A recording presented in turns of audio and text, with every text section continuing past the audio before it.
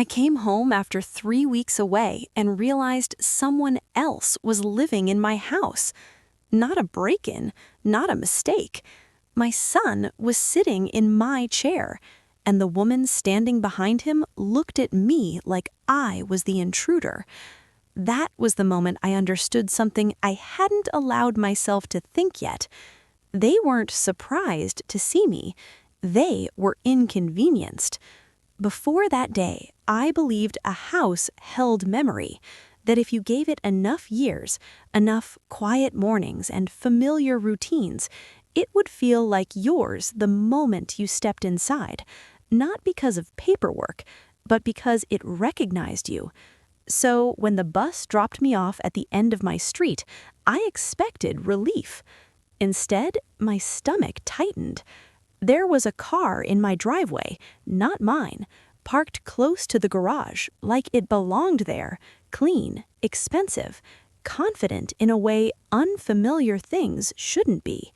I stood there longer than I meant to, trying to find a reasonable explanation, a visit, a misunderstanding, but no one who was just visiting would park like that. I unlocked the front door. The smell was wrong. Not coffee, not the lemon cleaner I'd used for years. Something sweet and heavy, perfume sprayed too generously, as if it were trying to hide something underneath. I stepped inside with my bag still on my shoulder. That's when I heard her voice. What is she doing here? Not startled, not quiet, annoyed. "Daniel," she said, louder now, "you told me she wasn't coming back today." My hand tightened around my bag strap. I followed the sound down the hallway, my footsteps echoing against the floor I had cleaned myself for decades. Daniel was sitting in my armchair, my chair, feet up, remote in hand, comfortable. He stood too quickly when he saw me. "Oh, hey Mom, you're back already?" Already. There was no relief in his voice, no warmth, just panic. Then Lena stepped into view behind him. Lena, his wife. She leaned against the doorway, arms crossed, studying me like she was taking inventory. "Well," she said, "you're early." I set my bag down carefully. "This is my house," I said. She smiled without kindness. "Yes, we know." The word "we" landed heavily.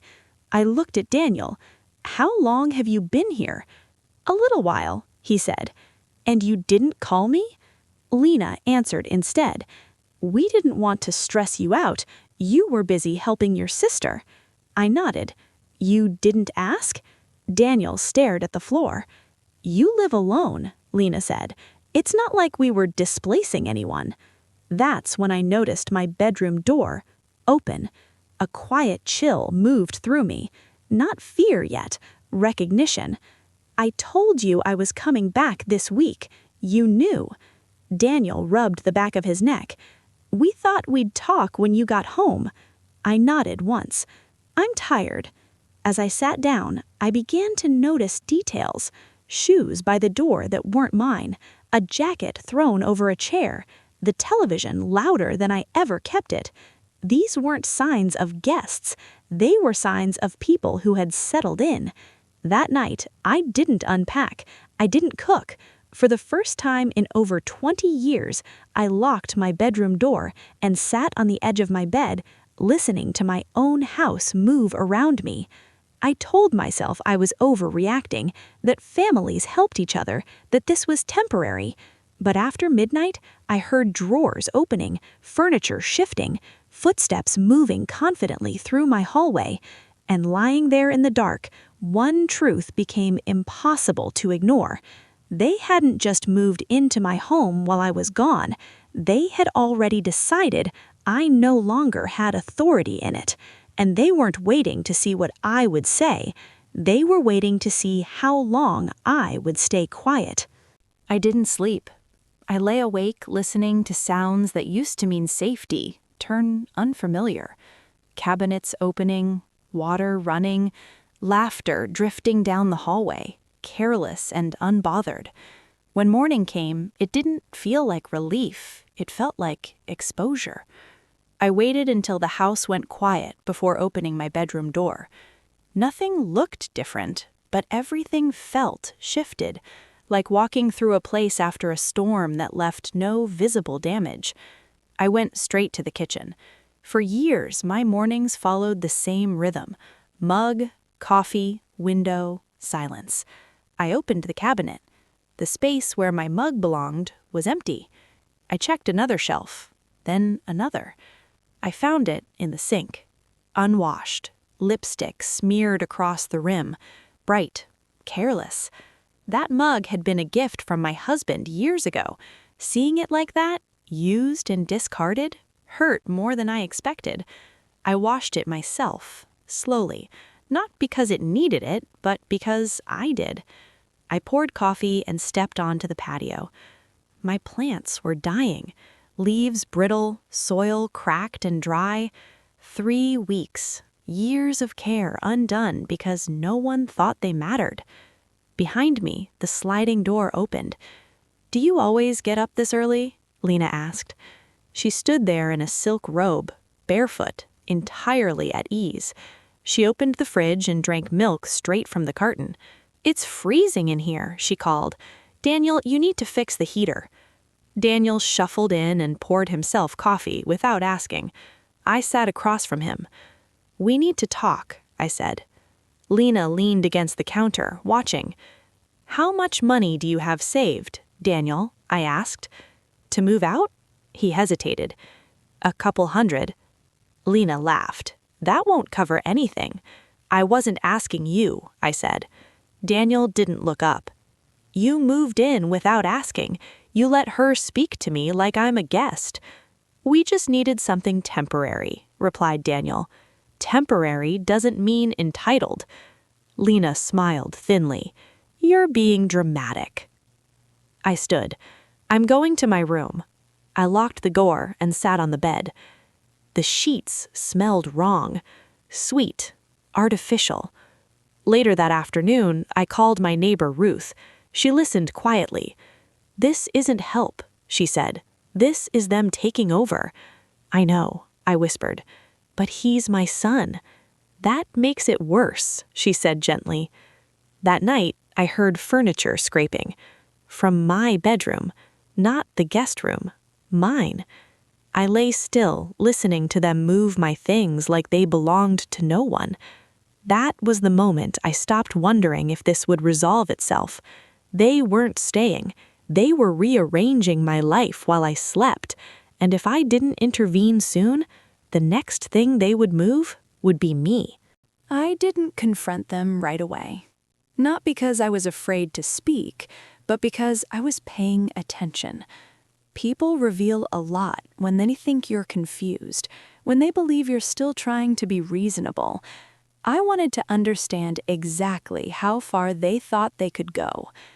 By morning, the answer was clear. Lena was already awake, sitting at the kitchen table, scrolling through her phone. Her feet were propped on a chair I usually reserved for guests. Daniel stood at the counter, eating cereal out of my bowls. Neither of them looked uncomfortable. "You moved my things," I said. Lena didn't look up. "We needed more space." That was my bedroom. Daniel sighed, the way someone does when they think they're being patient. "Mom, it's temporary." I didn't respond. I walked past them and down the hallway. My bedroom looked wrong. Not damaged, claimed.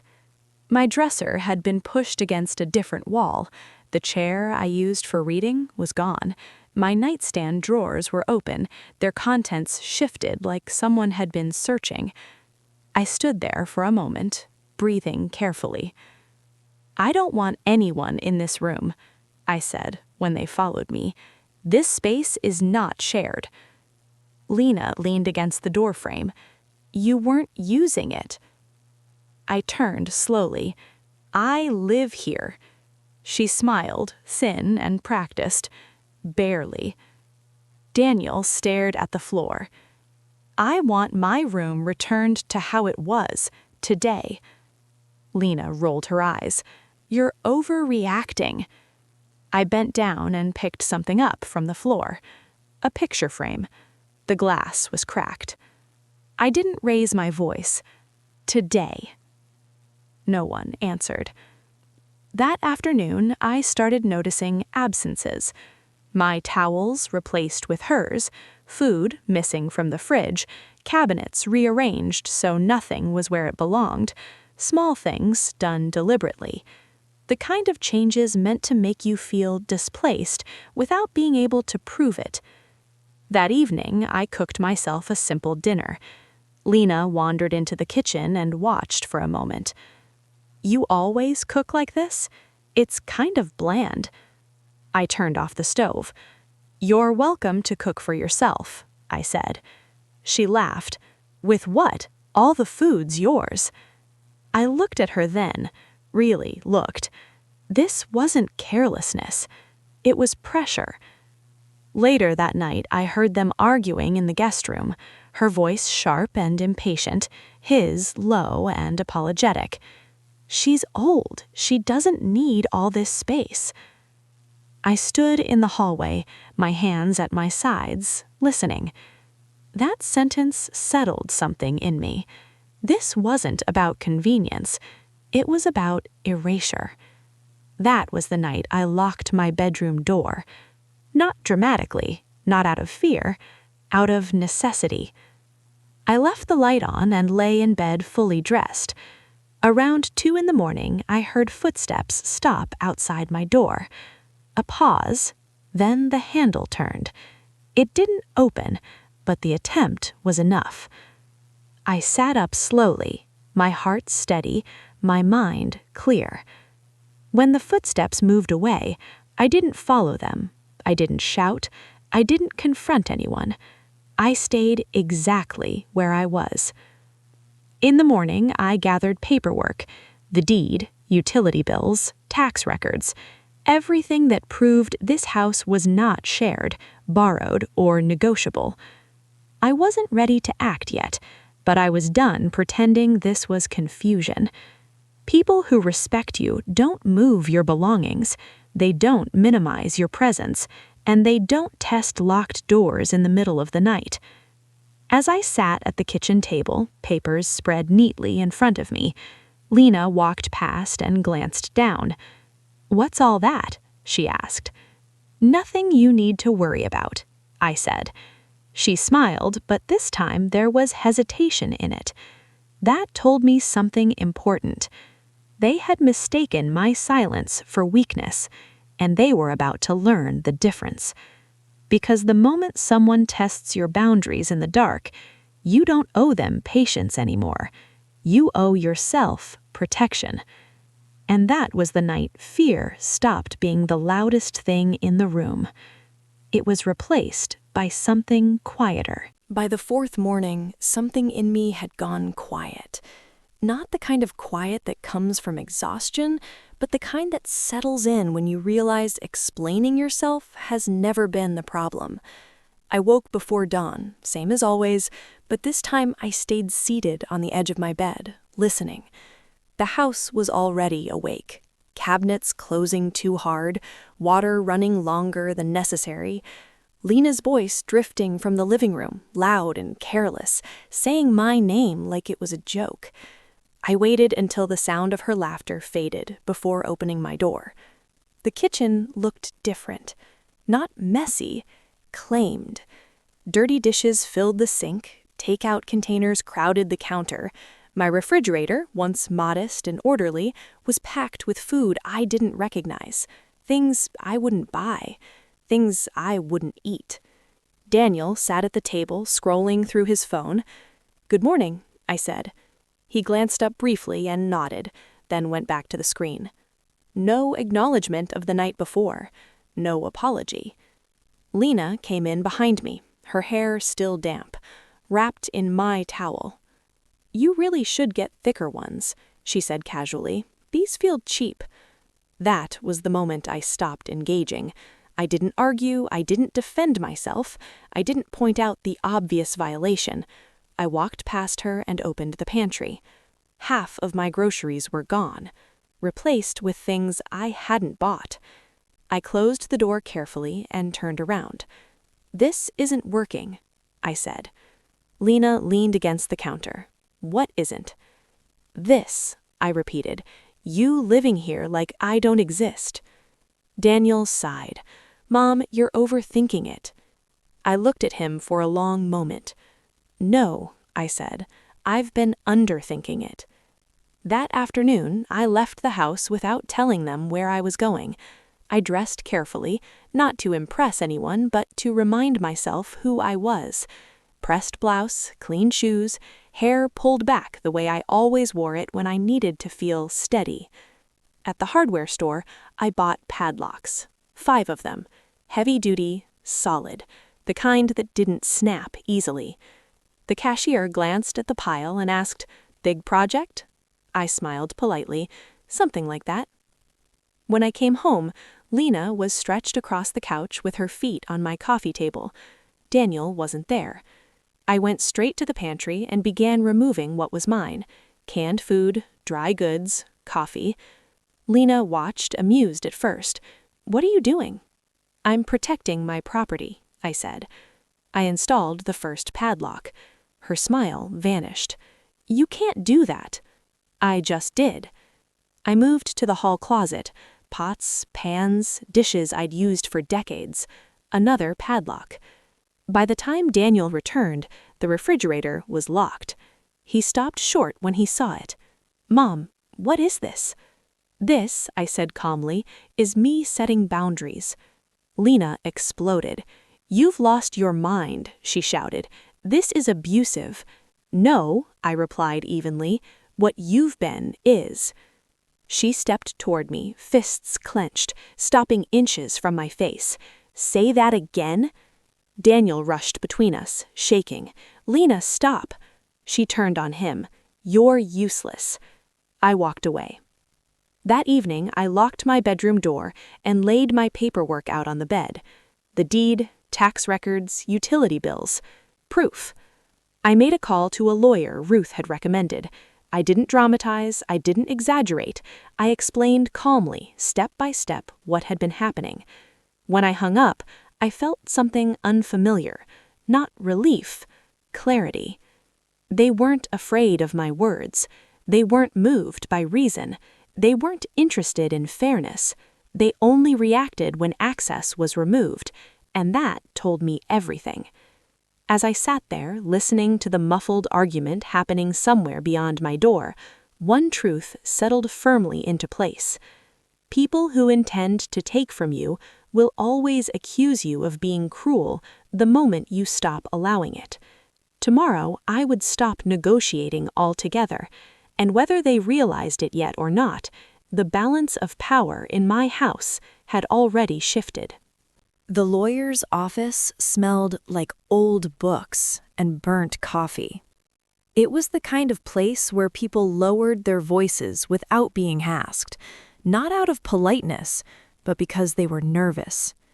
I sat across from his desk with my hands folded in my lap while he reviewed the documents I had brought. He didn't rush. The deed, the tax records, the utility bills. He read everything carefully, then set the papers down. "This is very clear," he said. "You are the sole legal owner of the property." I nodded. I already knew that. "They're my son and his wife. They moved in while I was gone." He didn't hesitate. "That doesn't change ownership." The simplicity of the statement surprised me, not because it was cold, but because it was grounding. He explained my options calmly. Unauthorized occupants, no lease, no tenant rights, what the law allowed me to do, what I should not do, what documentation mattered, what timelines looked like. I listened without interrupting. When I left his office, I wasn't shaking. I went straight to a print shop. I wrote the notice myself. No insults, no emotion, just names, address, and a legal timeframe. 3 days. That was all the law required. When I got home, both cars were in the driveway. I placed the papers neatly on the kitchen table where they couldn't be missed. I didn't announce it. I didn't explain it. I went to my room and locked the door. The reaction came an hour later. "What is this?" Daniel's voice, panicked. Then Lena's, loud and sharp. "She's bluffing." A knock came at my door. "Mom, can we talk?" "No," I said through the door. "You can read." That night, the house turned hostile. Raised voices, accusations, claims of betrayal. I stayed in my room and listened to the performance. Because once something is written down, it stops being hypothetical. The next morning, I stepped into the kitchen and stopped. The pantry padlock was scratched, deeply. The refrigerator handle was bent. They had tried to force it open. I stood there for a long moment, staring at the damage. They weren't angry anymore. They were desperate. And desperation doesn't respect boundaries. I documented everything: photographs, times, notes. When Lena passed me in the hallway, she smiled thinly. "You think a piece of paper scares me?" she asked. "It should," I replied. That afternoon, Daniel tried again. "She's just stressed," he said. "We can fix this." "You already chose not to," I replied. "Now you're just reacting." He had no answer. That night, doors slammed, drawers opened and closed, voices dropped when I entered a room. I slept dressed, phone charged, door locked.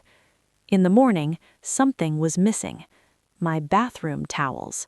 Not used. Gone. I checked my drawers, my jewelry box.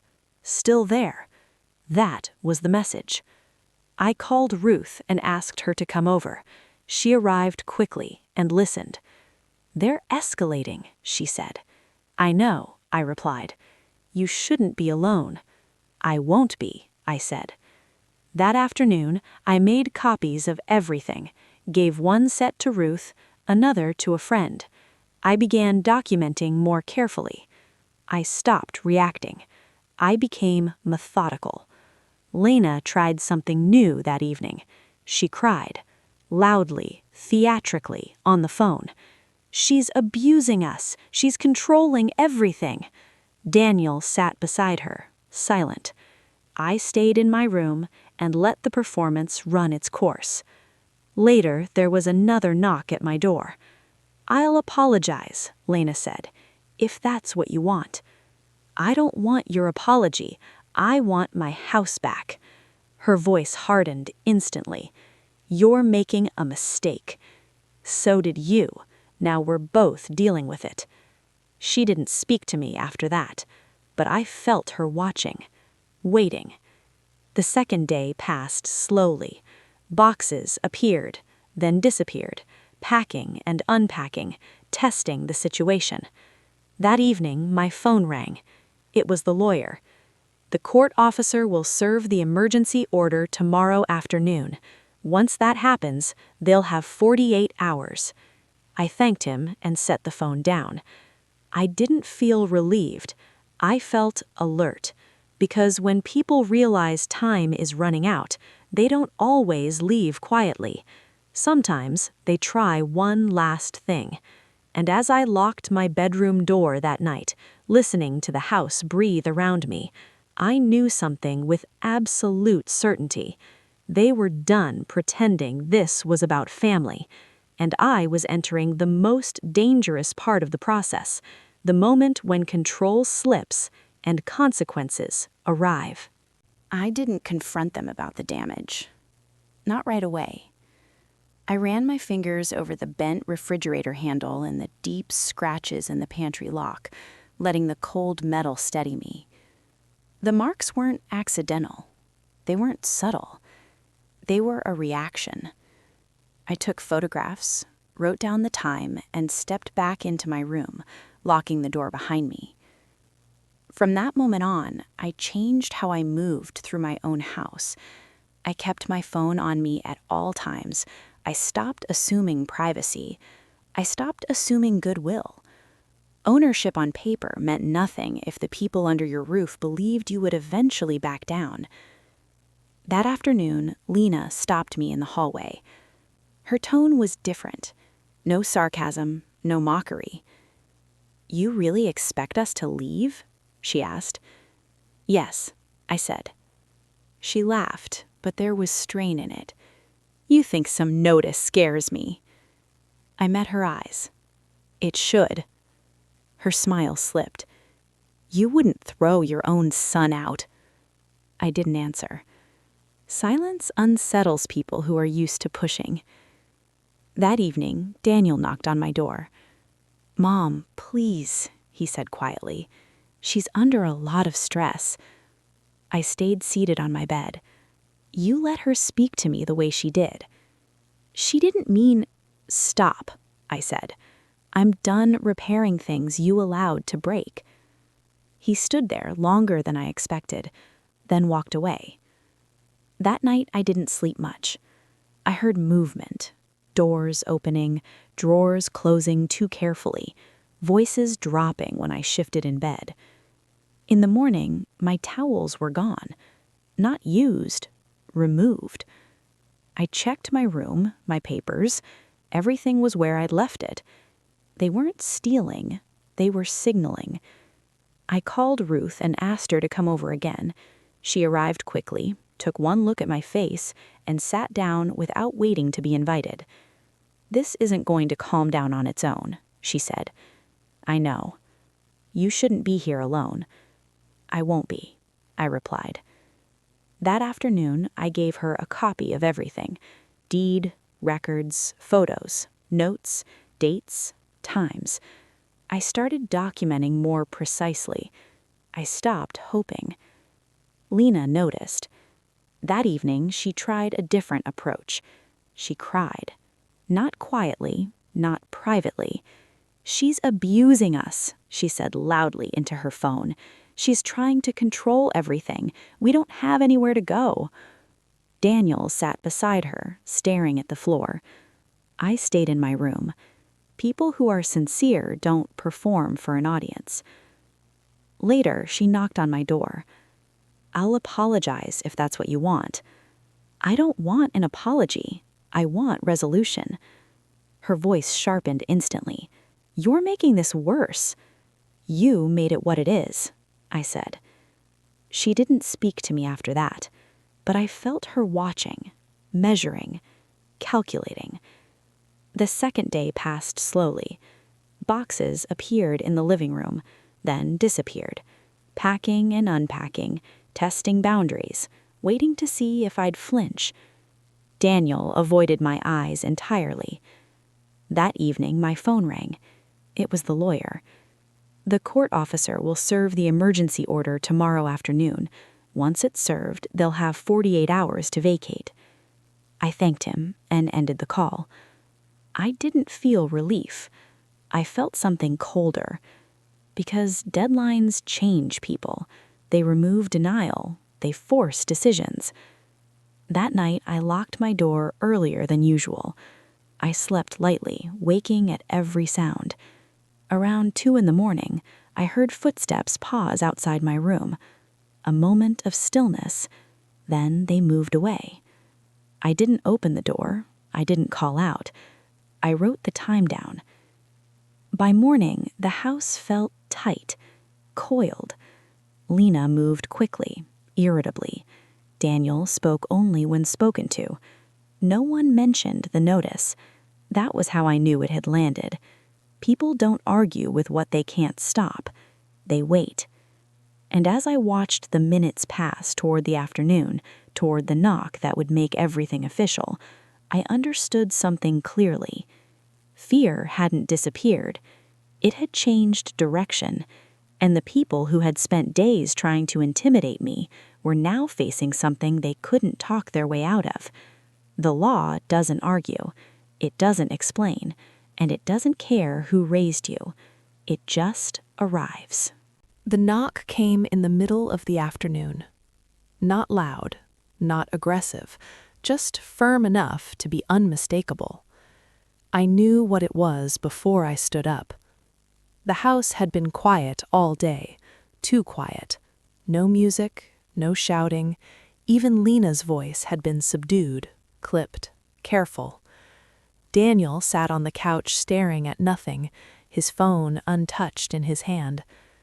When the knock sounded, Lena froze in the hallway. Daniel looked at me. I stood. "I'll get it," I said. On the other side of the door stood a court officer in a clean uniform, clipboard in hand, calm, professional, neutral. "Mrs. Harris?" he asked. "Yes. I have an emergency eviction order for Daniel Harris and Lena Brooks. Are they currently residing at this address?" "Yes," I said. "They are." I stepped aside and let him in. The shift was immediate. Daniel's face drained of color the moment he saw the uniform. Lena recovered faster, but her posture stiffened, her jaw tightening as she assessed the situation. "This is ridiculous," she said sharply. "You can't just show up like this." The officer didn't react. "Ma'am, I'm here to serve a court order." He handed the papers to Daniel. Lena snatched them from his hands and scanned the page, her lips moving silently. With each line, her expression changed, anger giving way to something closer to disbelief. "This isn't legal," she said loudly. "She's confused. She doesn't know what she's doing." The officer turned to her. "Mrs. Harris is the sole legal owner of this property. You have 48 hours to vacate. If you fail to do so, the sheriff's department will return to enforce removal." Daniel looked at me then. Really looked. "Mom, please." I met his eyes. "You had choices."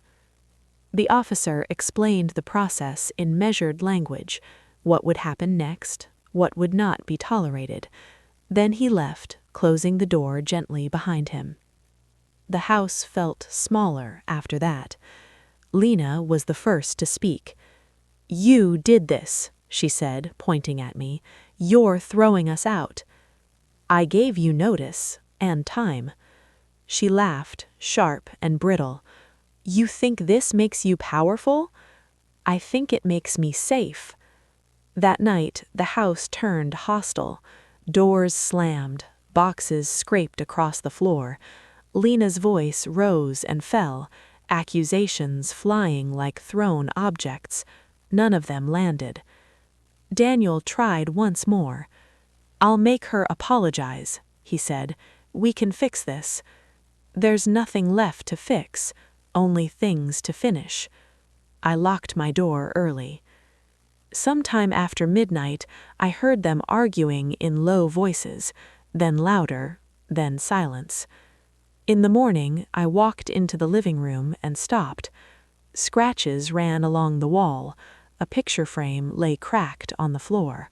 The guest room door hung crooked, its hinge strained. A final message. I documented everything.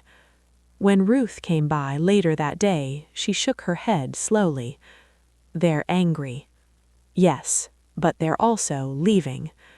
The 48 hours passed slowly. Packing became frantic. Items were dropped. Voices sharpened. Lena moved through the house with exaggerated force, daring me to react. I didn't. At 4:58 p.m. on the second day, the doorbell rang. I didn't hesitate. On the porch stood a sheriff deputy, calm and deliberate. "Ma'am, we're here to enforce the eviction." I stepped aside. Daniel and Lena emerged from the hallway, frozen. Lena started shouting, crying, accusing. The deputy didn't respond. They were given minutes, not hours. As they carried their last bags out, Lena turned back toward me, her eyes burning. "You'll regret this. You'll end up alone." I met her gaze. I already was. You just made it loud. The door closed. The engine started. The sound faded down the street. I stood there until the house went completely still. Not peaceful, just quiet. And as I locked the door behind them, one thought stayed with me. They were gone, but anger like that doesn't disappear. It waits. And I didn't know yet whether this was the end of the conflict or just the point where it changed form. The house didn't feel peaceful once they were gone. That surprised me. I stood in the living room long after the engine noise faded, listening to the absence of sound. No footsteps, no voices cutting through walls, no doors opening and closing without warning.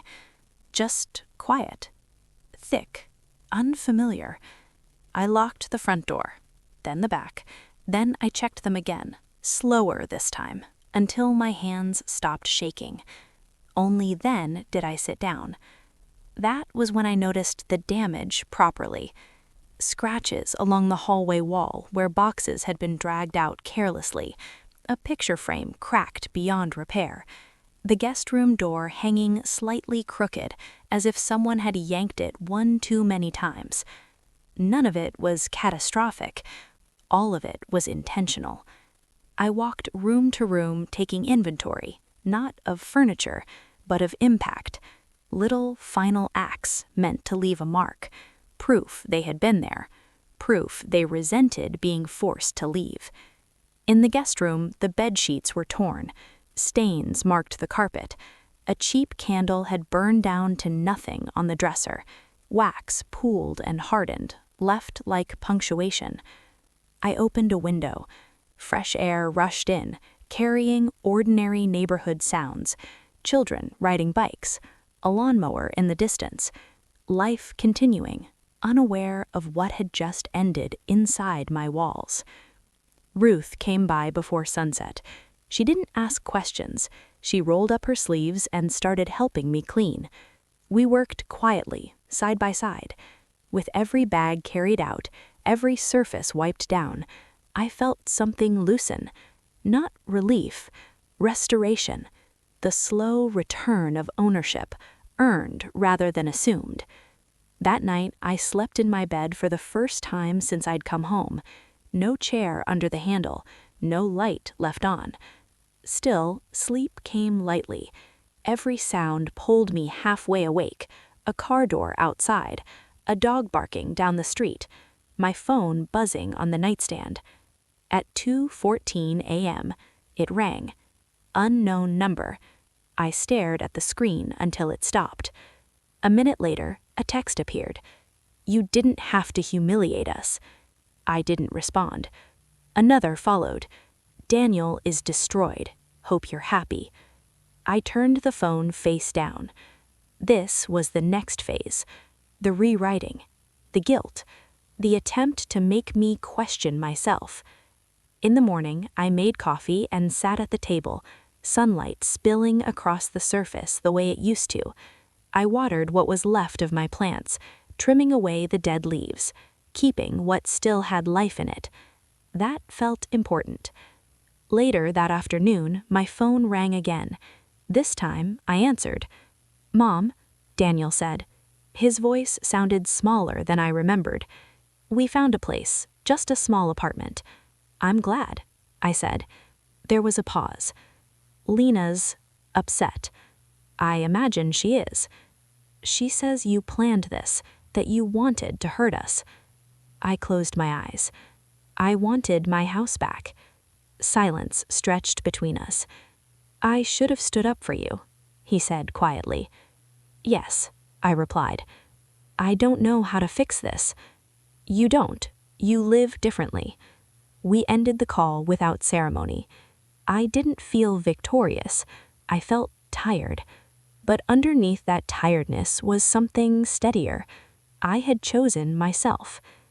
That evening, I removed the padlocks from the pantry and the refrigerator, not because I had to, but because I could. I washed them, dried them, and placed them neatly in a drawer. Control doesn't need to announce itself. Over the next few days, I noticed small things returning. My shoulders dropped when I walked through rooms. I stopped flinching for footsteps that weren't there. The house began to respond again, not with warmth, but with familiarity.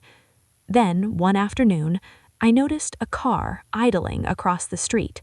It was there when I went to check the mail, still there when I came back inside. The windows were tinted, the engine running. I told myself not to assume anything. The next morning, it was there again. That evening, my doorbell rang. When I opened the door, no one stood there, just a small box on the step. Inside was the cracked picture frame, the one from my bedroom.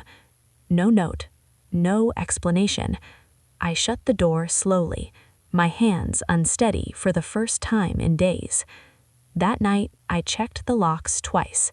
I didn't sleep much, because the quiet I had earned was real, but fragile, and I was beginning to understand something unsettling. Ending a conflict doesn't always end the resentment. Sometimes it just removes the witnesses. I started changing my routines after that. Not dramatically, quietly. I left the house at different times, took different routes when I went for walks, paid closer attention to where I parked and who lingered nearby. These weren't acts of fear, they were acts of awareness. Fear rushes, awareness observes. The car across the street didn't appear every day, but often enough that I noticed patterns. It never stayed too long, never caused a scene, just idled, then left, always before anyone else seemed to notice. I wrote it down. Dates, times, duration. I stopped telling myself stories about what it meant and focused instead on what was happening. One morning, I found my back gate unlatched. I was certain I had closed it the night before. I always did. I stood there for a long moment, looking at the latch, the fence, the quiet yard beyond it. Nothing was taken, nothing damaged. Still, I took a photo and wrote the time down. Later that afternoon, Daniel called. I heard from her, he said carefully. She's not doing well. I didn't respond. She feels humiliated, like you ruined her life. I let the silence sit between us. I didn't ruin anything, I said finally. I ended something. That's not how she sees it. I know. He hesitated. Did she come by? No, I said, but something's happening. That was the first time he sounded afraid. I told her to leave you alone, I swear. I believe you, I replied, and I did.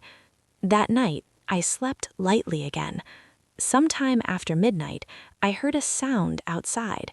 Not loud, not sudden. Metal scraping softly against concrete. I sat up in bed and listened. It stopped. I waited, counted my breaths, forced myself not to fill the silence with panic. When I checked the back door in the morning, there was a long scratch in the paint near the handle. Fresh, jagged, not deep enough to break through, but deliberate. I called the non-emergency number and made a report. The officer who came was calm and methodical. He took photos, asked questions, wrote things down. Do you know who might be responsible? I said, yes, but I can't prove it. He replied, that's okay. Documentation matters. After he left, I sat at the kitchen table for a long time, my coffee untouched. This wasn't about the house anymore. It was about control, about someone who had lost it and couldn't accept that loss. A few days later, Daniel showed up unannounced. I saw his car first and felt my chest tighten. When I opened the door, he looked worn down, thinner, quieter, older than I remembered. He heard about the door, he said. I stepped aside and let him in. She wouldn't do that, he automatically said, then stopped himself. I mean, I don't think she would. I met his eyes. You didn't think she'd treat me the way she did, either. He had no answer. Before he left, he hesitated in the doorway. If she contacts you, tell me. I will, I replied. That night, my phone buzzed. Unknown number. You took everything from us. I didn't respond. Another message followed. You think locks make you powerful. My heart beat faster, but my hands stayed steady. A third message appeared. This isn't over. I turned the phone off. The next day, I told my neighbors what was happening. Not in detail, just enough. I stopped keeping it to myself. Fear grows in isolation. I wasn't going to feed it. Still, as night came and I checked the locks one more time, I understood something clearly. This conflict had shifted. There were no more arguments to win, no more boundaries to set. What remained was persistence. And whoever was behind those messages wasn't looking for reconciliation. They were looking for a reaction. They wanted to remind me they still existed. But as I stood in the quiet of my house, I made a decision I hadn't articulated yet. I would not answer provocation with emotion. I would answer it with record, restraint, and visibility. Because control thrives in shadows, and I had already learned what happens when you stop pretending not to see. A week passed. Then another. Nothing happened. No messages. No cars idling across the street. No unfamiliar footsteps outside my door. The silence didn't arrive all at once. It settled, gradually, like dust after a storm, slow enough that I didn't trust it at first. I used the time to restore what had been disturbed.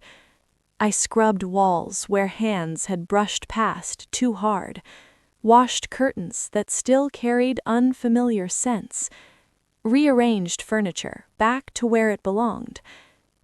Some pieces didn't sit the same anymore.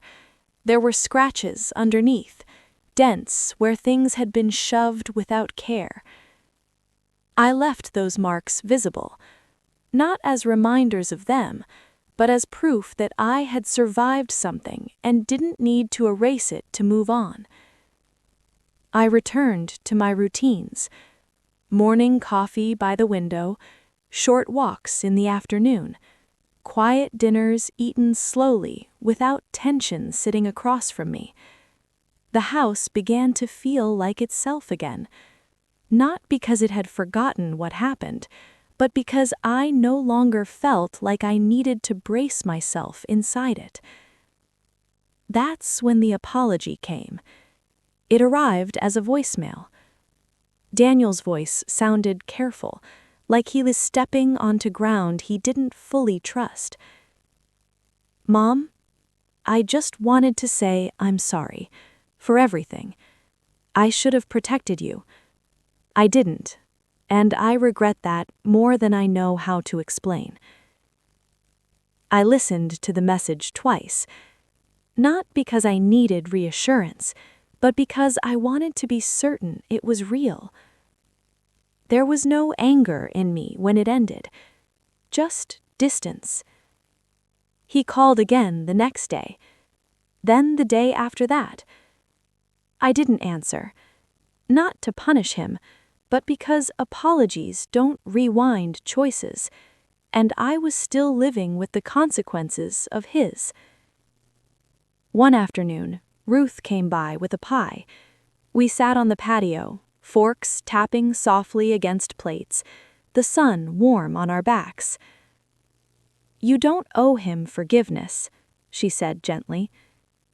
"I know," I replied. "But do you want it?" she asked.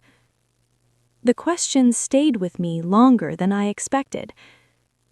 Wanting forgiveness is different from being ready to give it.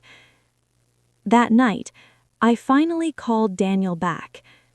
We spoke carefully, like two people moving around something fragile on the floor. "I'm not asking to move back," he said quickly. I don't want to lose you. I took a breath. You already lost something, I said. Trust doesn't return just because someone apologizes. I understand, he said, and for the first time, I believed him. We didn't make promises. We didn't resolve everything. But we ended the call peacefully. That was enough. Over the next few days, I noticed something else returning, my sense of scale. What had felt overwhelming began to feel contained, manageable, past. I slept more deeply, ate better, laughed once or twice without feeling surprised by it. I took the padlocks out of the drawer and set them aside, not because I had to, but because I no longer needed them. Control, I had learned, isn't loud. It doesn't announce itself. It simply exists. One evening, as I stood in the kitchen rinsing a mug, I caught my reflection in the window.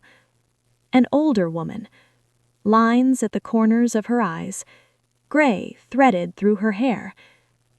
But her posture was steady. For most of my life, I had believed endurance was strength, that staying quiet was kindness, that love meant making room for whatever people brought into your life. I had been wrong. Strength is knowing when to stop explaining. Dignity is choosing peace over approval. And love, real love, does not require you to disappear.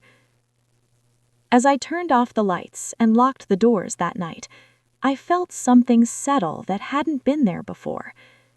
Not relief, confidence. Still, experience had taught me not to assume an ending simply because things grew quiet. Some consequences take time to surface, and some apologies are only the beginning of accountability, not the conclusion. I didn't know yet what the final shape of this story would be, but for the first time since I'd come home, I knew this much with certainty. Whatever came next, I would meet it on my own terms. I thought the hardest part was over. That was my mistake. Nothing happened for days after I spoke to Daniel. No messages, no unexplained sounds, no cars lingering too long outside. Life resumed its ordinary pace, and I let myself believe the quiet meant resolution. But peace doesn't announce itself, and fear, I learned, doesn't always arrive loudly. It arrived on an otherwise ordinary morning. I was standing at the kitchen sink, rinsing a mug, when I noticed the back gate was open again. Just slightly, enough that I could tell it hadn't swung that way on its own. I stood still for a moment, water running, listening. Nothing. I walked outside and closed it carefully, testing the latch twice. It held. Inside, I wrote the time down. Old habits had returned, not fear-driven ones, but practical ones. Documenting, observing, refusing to guess. That afternoon, my phone rang. Unknown number. I let it go to voicemail. No message. An hour later, it rang again. Still no message. I blocked the number. That evening, as I was locking up for the night, I noticed something small but unmistakable. A new scratch near the back door handle. Not deep, but fresh. I didn't panic. I didn't call Daniel. I didn't confront anyone. I called the non-emergency line and reported it. The officer who came recognized my address. He took photos, nodded as I explained, and wrote notes. "You're doing the right thing," he said, "keeping records, staying visible." That word, visible, stayed with me. Fear feeds on secrecy, on isolation, on the hope that you'll doubt yourself long enough for it to pass. I wasn't interested in that anymore. The next morning, I noticed the car again. Across the street, engine running, windows tinted. I didn't stare. I didn't hide. I stepped outside and waved to my neighbor watering her lawn. She waved back. The car drove away a few minutes later. That afternoon, Daniel called. "She's been warned," he said quietly, formally. I didn't ask how he knew. "She's not supposed to contact you or come near the house," he continued. "I wanted you to hear that from me." "Thank you," I said. "She says you turned everyone against her." "I told the truth. That's not the same thing." There was a pause. "I'm ashamed," he said. I didn't comfort him. I didn't accuse him. "I hope you learn from it," I said. That night I slept deeply. For the first time in weeks, nothing woke me. No imagined sounds, no tension in my shoulders, just rest. In the morning, there were no new marks, no missed calls, no signs of intrusion. Days passed, then a week, then 2. The gate stayed closed. The back door remained untouched. The street outside returned to its ordinary rhythm. The quiet this time felt different. It wasn't fragile. It was earned. One afternoon, I found the cracked picture frame at the back of a drawer. I had put it there without thinking, unsure what to do with it. I removed the broken glass and replaced it with new. The photo inside, older, faded, familiar, slid back into place. I set the frame on the shelf in my bedroom, not as a warning, as a reminder. That evening, as I sat on the patio listening to the neighborhood settle into night, I realized something had shifted. I wasn't waiting anymore.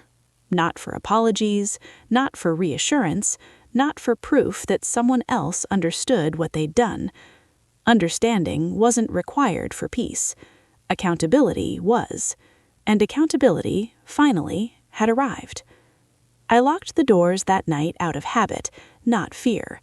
I turned off the lights without checking twice. As I lay in bed, listening to the ordinary sounds of the house, one last thought crossed my mind. This wasn't victory. It was something better. It was the quiet certainty that I had protected myself, without becoming hardened, without losing myself, and without needing anyone else's permission. And for the first time since everything began, I knew the ending was close. Not because the story had run out of conflict, because I no longer lived inside it. The house settled, slowly. Not all at once, but in layers. First, the silence stopped feeling empty. Then it stopped feeling watchful.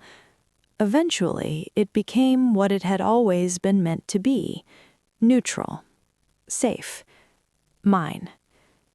I didn't expect closure to feel like this.